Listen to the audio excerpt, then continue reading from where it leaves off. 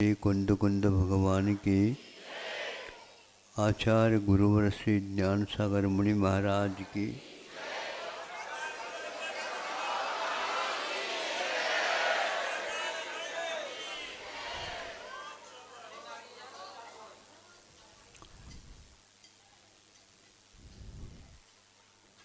व्याकरण की एक किताब होती है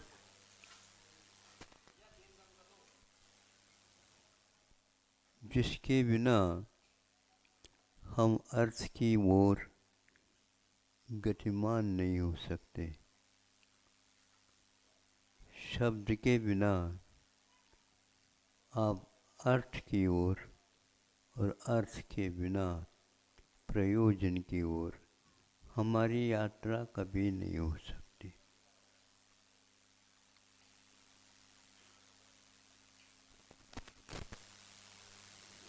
तो जब व्याकरण पढ़ना मैंने प्रारंभ किया था, एक प्रकरण था हाइटोव संधि का, किंतु संधि के बिना भी हम दुर्लभ संधि क्या है और सही संधि क्या है ज्ञात नहीं कर सकते। उसमें सर्वप्रथम संधि करने की प्रक्रिया बताई गई थी। गंध, धन, उदक, ये दो शब्द है। बीच में धन काम कर रहा है।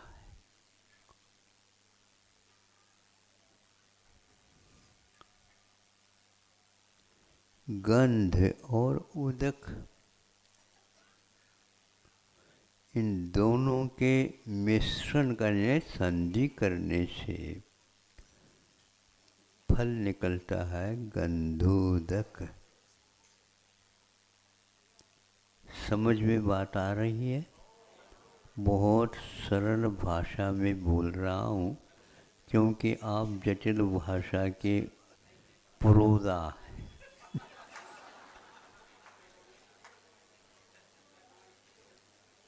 जिनके माध्यम से आप बोलियां निष्पादित करते हैं वह ऐसे ही महोदय है। उनकी हिंदी समझना थोड़ा सा कठिन होता। अब गंधोदक जब शब्द तैर करके मेरे सामने आ गया और व्याकरण शुद्ध है और उस व्याकरण के बिना अर्थ ने, अर्थ के बिना प्रयोजन शुद्ध ने, गंध और उदक का मिश्रण संधि गंधोदक है।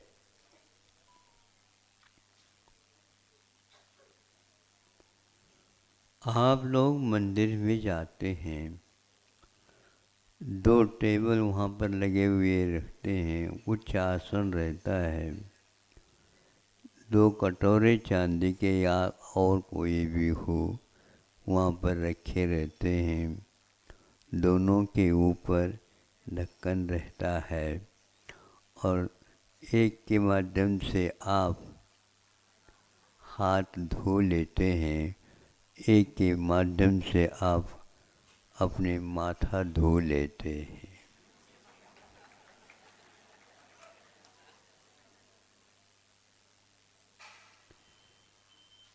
तो ठीक है,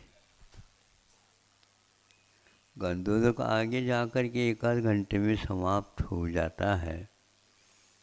इसलिए चाहिए भक्तों को वह एक गंध का, केसर से भरा हुआ का एक कटोरा रखा जाए और पानी उसमें मिला करके घोल घोल करके लो गंधोदक लो, अपना जीवन सार्थक बना लो, मिलना बहुत कठिन है और इसमें गुरु जी का भी आशीर्वाद है। तो भैया जो कुछ भी आप ये व्यापार कर रहे हैं इसके लिए हमारा आशीर्वाद नहीं है। क्यों नहीं है? आपने केवल उस शब्द का अर्थ या संधि विच्छेद और संधि करके गंधोदक का निर्माण कराया है, इसलिए मैं उसको स्वीकार नहीं करूँगा। अब क्या है आप ही बता दो, गंधोदक में इसके अलावा है क्या, मुझे बताओ। हाँ मैं बता तो दूंगा, लेकिन यह गंधोदक नहीं है। तो फिर तो व्याकरण गलत है ये सिद्ध करो। तो मैं व्याकरण को गलत तो सिद्ध नहीं कर सकूंगा, व्याकरण तो यही है। किंतु व्याकरण के बाद अर्थ की ओर, प्रयोजन की ओर जाना भी हमारा कर्तव्य होता है।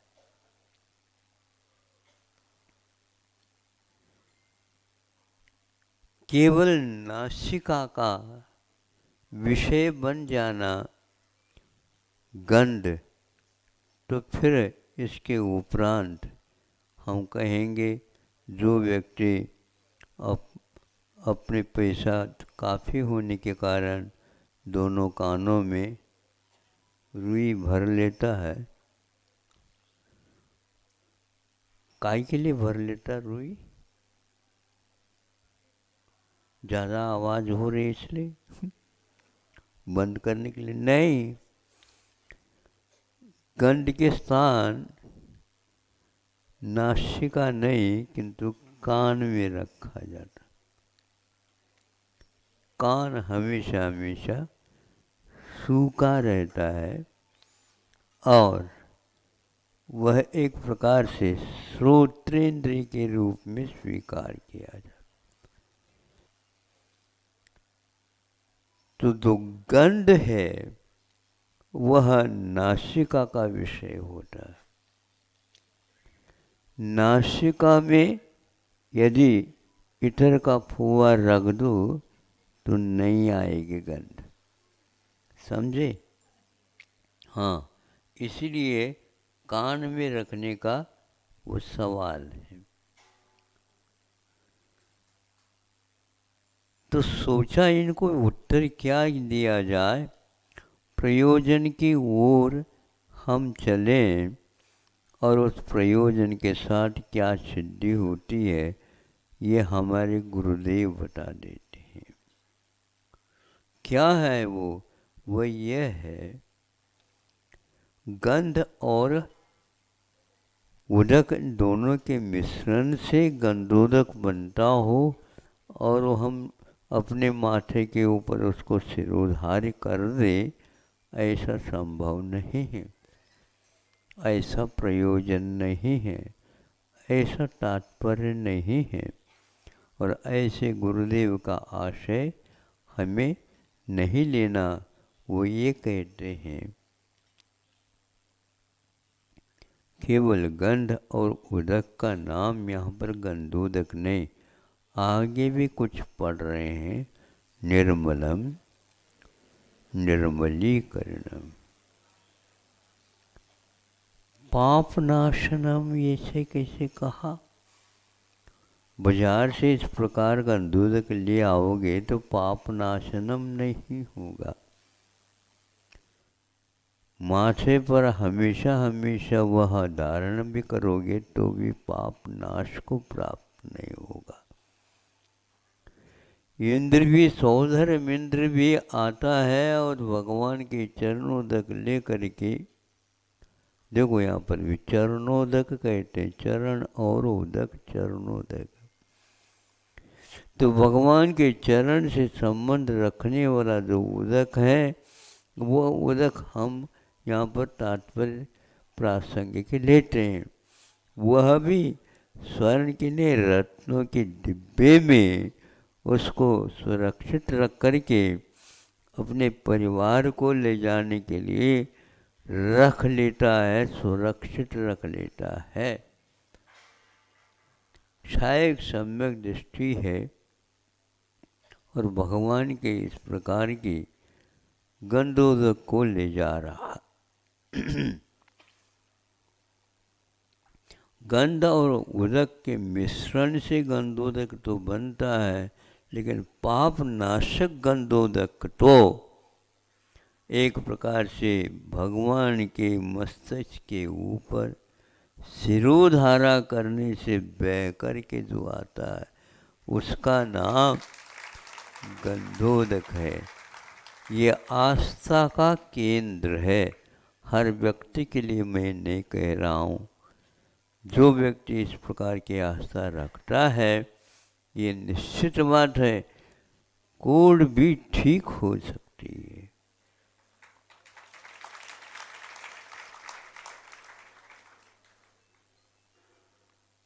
कंचन की काया बन सकती है और विपरीत अर्थ निकालने से कंचन का काया भी वह एक प्रकार से गंदी काया हो जाती है, कोड बहने लग जाता है।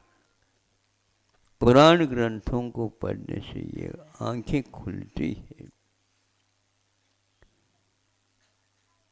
तो गंधोदक का अर्थ यहाँ पर तात्पर्य ये निकला, भगवान की शिरोधारा करने के उपरांत बह करके चरणों तक आंकने के उपरांत उसको हम उज्ज्वल धारा मानते हैं, लेकिन वह पीने योग्य नहीं, किंतु उसका स्पर्श हम सिर के ऊपर लगा करके आस्था का केंद्र बना लेते हैं। तो लगाते लगाते ही उस गंधोदक को वह कोड़ी काया भी कंचन की काया बन गई। जादूकार है क्या भगवान? जादू टोना बनाते हैं? नहीं, भगवान कुछ बोल ही नहीं।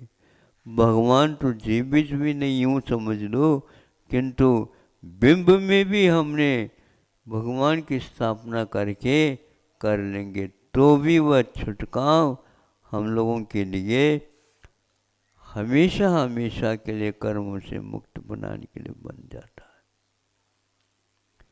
इस प्रकार इसमें गुणवत्ता की प्रासंगिकता है। गुणों की ओर देखो कि पाप नाशनम, ये पाप को नाश करने में सक्षम है। और आचार्यों ने कहा हमारे लिए यदि कोई बाधक है तो पाप है, और पाप का उत्पादक कौन है? तो हमारे भाव है। हमारे भावों को सर्वप्रथम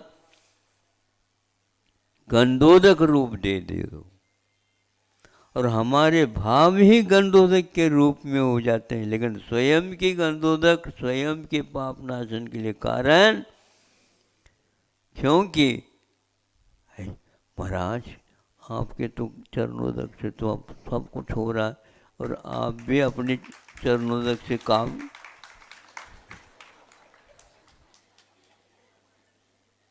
क्यों नहीं बताओ? क्या ये गलत है? ये हो तो रहा है, लेकिन ये ध्यान रखो हनुमान का राम अलग है और राम का राम अलग है।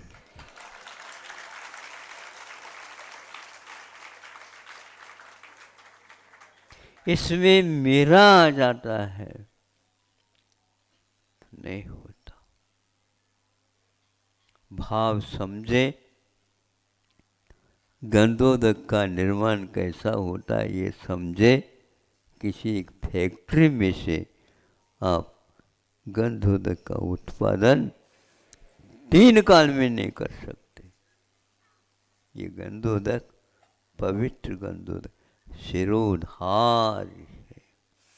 शिरसा अवधार्यते शिरोधार्य। मस्तिष्क पर उसको धारण किया जा सकता है। और अंत अंत में भी इसका भाव हम नहीं समझ पाते हैं। बच्चों के अवस्था से ही हमें यह रहस्य समझाना होगा और आस्था का केंद्र उसको बना करके उसको स्वीकार करने से 8 वर्ष अंतर्मुख कम से कम हो, निश्चित रूप से पाप का क्षय होगा। ये सौंदर्य मिंद्र क्षय समय दृष्टि भी एक भव के बाद मुक्त होने वाला है। हजारों हजारों तीर्थंकरों के कल्याणकों में उपस्थित होकर के वह इस गंधोदक का उपयोग करता है और इससे भी आगे उसकी पत्नी आगे होकर के उनसे पूर्व में ही उस गंधोदक की महिमा क्या है वो पा लेती है। यह धन्य है भव्य जीव, निकट भव्य है, आसन्न भव्य है। अब तो क्या होनहार है तो हो ही जाएगा, बहुत निकट समय में हो जाएगा। कैसा लगता होगा इन दोनों भव्य जीवों को कि हमें अनिवार्य रूप से टिकट मिल चुका है। तुम भी अपने टिकट खरीद लो, पैसे के बंडलों से नहीं। उसके इस प्रकार से नहीं, उसका जो सदुपयोग और उसके प्रति जो मोह है, उस मोह का नाश हुए बिना ये गंधोदक आदि के जितने भी पवित्र पदार्थ हैं हम लोगों के लिए कार्यकारी नहीं होंगे। इतना ही कहकर मैं आज का यह वक्तव्य समाप्त करता हूँ। आप लोगों के लिए कुछ संकेतवाचक शब्द भी दिए गए हैं, मैं उसका दोहरा नहीं करता, किंतु फिर भी याद रखा करो, क्योंकि कुछ शब्द ऐसे होते हैं जो आज्ञाकारी होते हैं, कष्टदायक तो होते हैं, लेकिन उसका फल बहुत ही मधुर निकलता है और सभी के लिए वह होता है। जितनी आप यहाँ पर व्यवस्था अच्छी रखेंगे, शांति बनाए रखेंगे, दूसरे के लिए कोई कटाक्ष नहीं करेंगे, नम्रता की मूर्ति बनेंगे। इस प्रकार बनने से क्या होगा, लोग समझेंगे इसको कुछ आता नहीं होगा इसलिए नम्र बन करके दिखा रहा हो। दिखा तो सही, उसका प्रभाव पड़ता है क्या नहीं देख लो। महाविद्यालयों में भी बच्चों को ये गुण सिखाए जाते हैं। ये गंधोदक एक गुण का पिंड है, उसके उपयोग करने से कर्म के क्षय होते हैं और अनेक अनेक व्यक्ति आपके इस दृश्य को देख करके नहीं हमें भी ले लेना, वो सेठ साहूकार भी इसी को लेते हैं। संभव है वो सेठ बने इसी के कारण। तो यह एक दूसरे को देखने से भी गुणों का उत्पादन हो जाता है और एक दूसरे से कटाक्ष करने से गुणों का नाश होता है। यह स्थान पवित्र स्थान गुणों के नाश के लिए नहीं, गुणों के वर्धन के लिए, पाप के नाश के लिए रखा गया है। इसकी पवित्रता बरकरार बनी रहे। कल नहीं परसों कुछ होना है बताते हैं, तो होना है तो मैं क्यों खोलूं, लेकिन फिर भी हम लोगों की तो स्थापना तो हो चुकी है, लेकिन आप लोगों की स्थापना होनी है। अहिंसा परमो धर्म की।